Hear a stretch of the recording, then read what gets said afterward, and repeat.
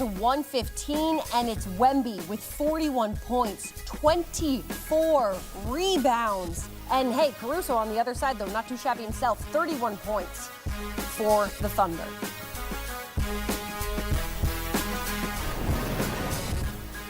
Welcome in John Gonzalez and Avery Johnson, our CBS Sports NBA analysts. And I mean, game one, starting with a double-double in the first half from Wemby, and it ends with a double overtime and the Spurs win. What did you think of Wemby and the Spurs game one performance? Avery, I'll start with you. Incredible performance. You know, I had the Spurs obviously winning this series, not just from a standpoint of emotional and because I played for the Spurs and won a championship and my jersey's retired there. I just thought coming into this series, not by a significant margin, I think the Spurs are a better team. We saw a little bit of a snapshot of that during the regular season. I know that doesn't count, but the Spurs, if Wemby can stay healthy, I think the reason why I picked the Spurs to win this series is because of size on the perimeter. They won this game without De'Aaron Fox. Dylan Harper was forced to start this game tonight. Alex Caruso's performance, my son played with him at Texas A&M for a year. He had an incredible performance. I think that might be a little bit of an outlier. But again, the OKC shot the three extremely well.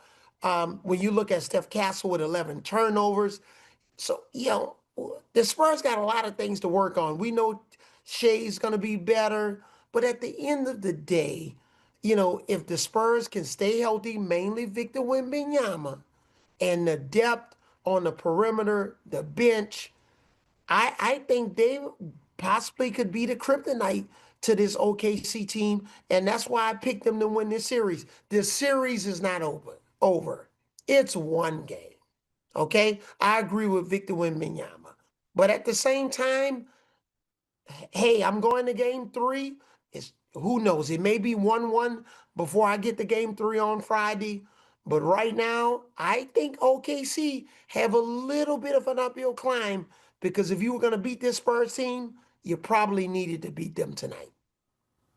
Man, what a performance, though. Like that, this is game one, right? Right before we came up on air, I could hear Avery in the background going, wow, wow, wow, which is exactly how I felt and how everybody felt watching a double overtime thriller right out of the gate. And Victor Wembanyama was unbelievable tonight. 41 points and 24 rebounds. Yeah, it was in double overtime, but he's the youngest player ever to have a line like that in the postseason. And the other thing was he was hyper efficient, right? Made 12 of his 13 free throws, was really good from the floor, played incredible defense, made the rim and the paint basically a no-fly zone. Then in overtime, he walks into that transition logo three to tie the proceedings, and then they go to double overtime. He was unbelievable tonight. And if the Spurs had lost this game, they would have been kicking themselves because they were the better team all game long, I thought. Now, Oklahoma City responded, took a second for SGA to get going. As Avery mentioned, Alex Caruso was phenomenal tonight. He was the best player for the Thunder all night long, and they did send it to double overtime. But now, Avery said that the regular season matchups didn't matter. Well,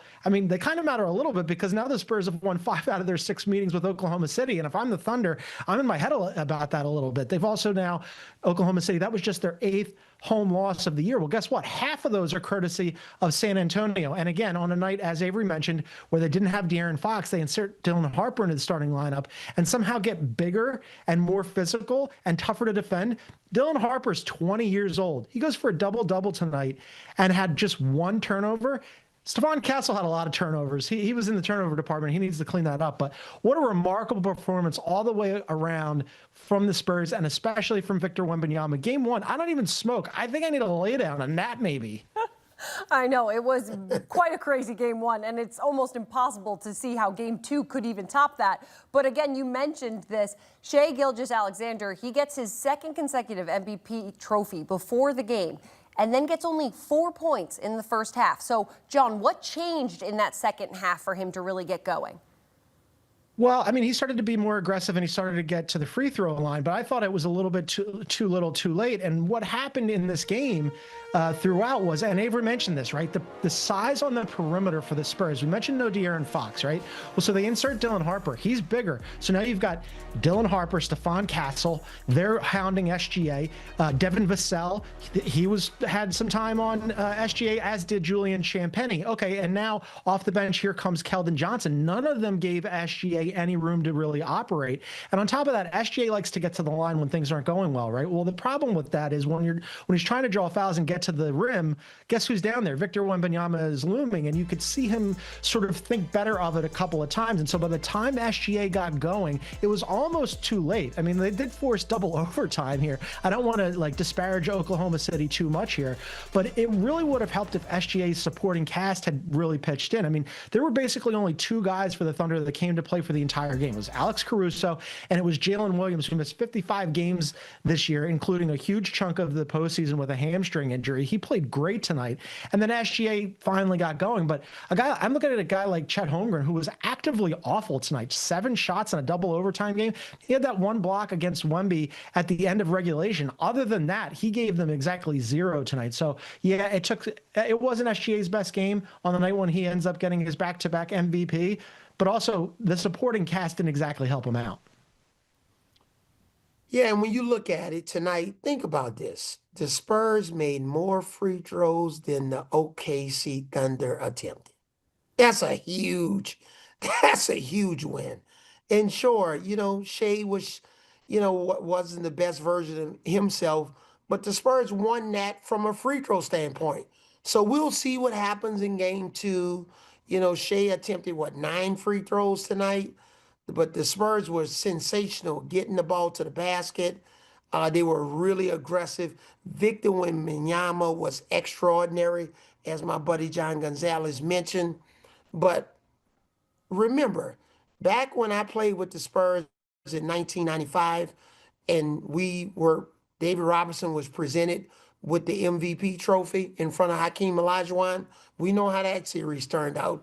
We lost the series. So Shea got the MVP. Victor's not happy about it. So again, you never know. And with this series, Victor Wembanyama, we know he's an extraordinary two-way player. He's not just an offensive player or a defensive player. He's on both ends of the floor. And John mentioned one thing. The Spurs don't really have any bad defenders. When we're switching on Shea Gilgeous-Alexander, it's all size. We're not switching some 5'8" guys, some 5'7" guys.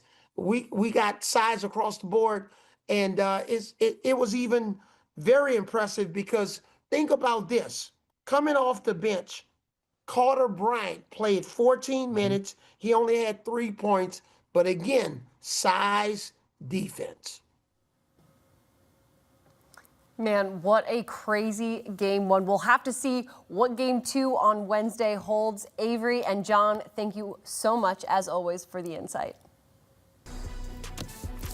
I mean, it can't get better than this. Victor Wembanyama, over 40 points and 20 or more rebounds, in great company with David Robinson for Spurs